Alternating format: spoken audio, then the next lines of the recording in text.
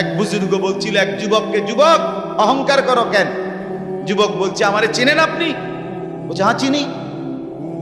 আউয়ালুকা নুতফাতুন কাদিরা, তুমি হইলা প্রথম ছিলা নাপাক দুর্গন্ধ, একবার দুর্গন্ধময় একটা বীর্যের ফোঁটা, এত দুর্গন্ধ যেই দুর্গন্ধের কারণে তোমার মা বাপ দুইজনকে গোসল করতে হয়েছে।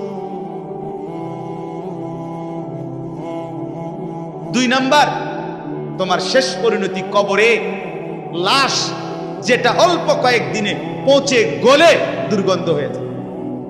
3 নাম্বার, তুমি যে এখন হাঁটাচলা করতেছ, তোমার পেট যদি ছিদ্র করে, ফুঁক পারে, ছিদ্র করে, বের হবে দুর্গন্ধময় কতগুলো পায়খানা।